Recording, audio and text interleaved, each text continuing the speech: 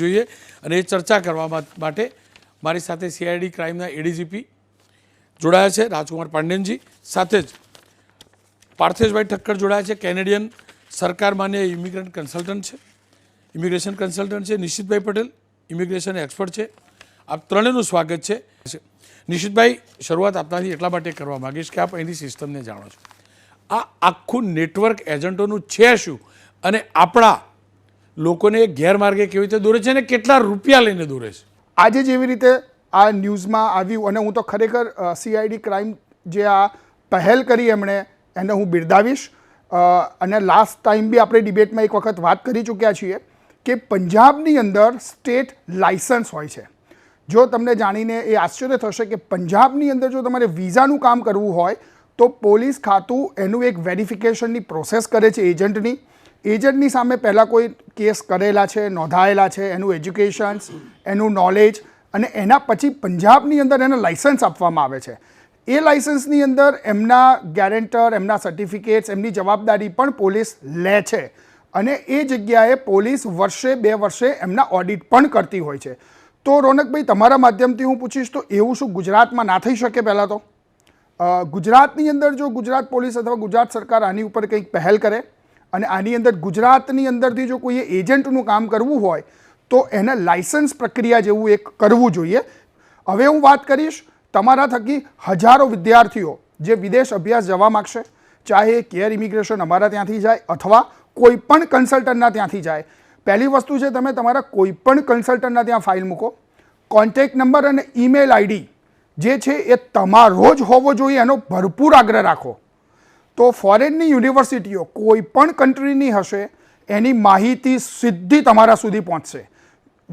જો તમારા એજન્ટ એમના ઈમેલ આઈડી અને એમના કોન્ટેક્ટ નંબર રાખે છે રોનકભાઈ, તો એજન્ટ એવું કહી દે વચ્ચેથી કે ભાઈ તમારો ઓફર લેટર નથી આવ્યો અને એકચ્યુઅલમાં આવી ગયો હોય રોનકભાઈ, અને પછી એવું કહેવામાં આવે કે તમે 50,000 કે લાખ રૂપિયા આપો તો અમે તમને ઓફર લેટર લાવી આપીએ. તો આવી રીતના વચ્ચેથી ચીટિંગ થતું હોય છે. સેકન્ડ વસ્તુ, તમારે જે કન્સલ્ટન્ટ છે એને એક સર્ટિફિકેટ આપવામાં આવે છે કોલેજ અને યુનિવર્સિટી દ્વારા. એ સર્ટિફિકેટ એમણે એમની ઓફિસમાં ડિસ્પ્લે કર્યું છે કે નહીં, તમે આ પણ તપાસી શકો છો.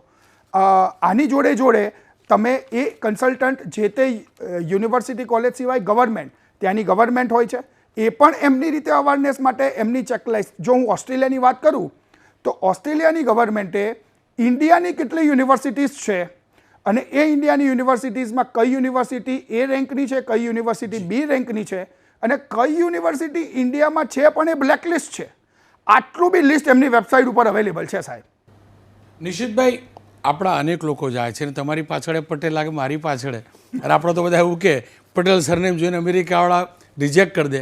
આપણા પાછળ પેલી પરણેલી છોકરી હોય એના છૂટાછેડા ત્યાં બતાવીને અહીંયાથી બી પરણાવીને જાય. આ બધું ખરેખર શક્ય છે કે આ બધા હવાઈ કિલ્લા? ના રોનકભાઈ, જો હું સત્ય કહીશ, કારણ કે જો તમારી આગળ તો ખોટું બોલવાનો મતલબ નથી. જો મેં પત્રકારથી બી વધારે તમને હું એવું કહીશ કે એજન્ટનું બી બધી માયા જાળો તમને ખબર છે. સત્ય છે આ. એવા એજન્ટો હોય છે ફોરેનની અંદર કે જે પોતે 2 નંબરમાં ગયેલા હોય છે, આવી રીતના પૈસા આપીને ત્યાંના જરૂરિયાતવાળા જે લોકો છે. અમેરિકાની અંદર પણ ઘણા ભૂરિયાઓ એવા છે કે જે કોઈ ડ્રગ્સના રવાડે હોય કે એ લોકો સાચા રસ્તે ના હોય. આપણા લોકો શું કરતા હોય છે, એવા ભૂરિયાઓને પકડે છે અને એમની સાથે આપણા જે ભારતીય લોકો ત્યાં 2 નંબરમાં પહોંચેલા છે એમને એમની સાથે ઇલીગલી ખાલી કાગળ ઉપર મેરેજ કરાવે છે અને પછી એમને ખરેખર કાયદેસર પણ કરી આપે છે લાખો રૂપિયા ખર્ચીને. અને એવા લોકો જ્યારે ઇન્ડિયા પાછા આવે છે ત્યારે એ પોતે એમનું ગુણગાન ગાય છે, પોતે જ કહે છે કે ભાઈ હું આવી રીતે ત્યાં વિદેશ, અને સત્ય છે, એમાં કશું મારે છુપાવવા જેવું પણ નથી. એવા જ લોકો પાછા એને ગુણગાન ગાય છે, જેથી ડાયરેક્ટલી ઇનડાયરેક્ટલી રોનકભાઈ એવા લોકો સમાજને પ્રેરે છે ખોટું કરવા માટે. એ પોતે કહે છે કે હું આટલા રૂપિયામાં ગયો, આવી રીતે હું ગયો, ત્યાં જઈને હું ઇલીગલ ગયો, હવે હું ત્યાં જઈને લીગલ થઈ ગયો, મારું ગ્રીન કાર્ડ આવી ગયું અને હવે હું ઇન્ડિયા પણ આવું છું ને જઉં છું. એટલે આ તમે કહો છો એવી રીતના ગપગોળા છે જ બધે. અમેરિકામાં બી સાચું ખોટું કરનાર છે અને એના લાભ લે છે લૂપ પોઈન્ટ્સના.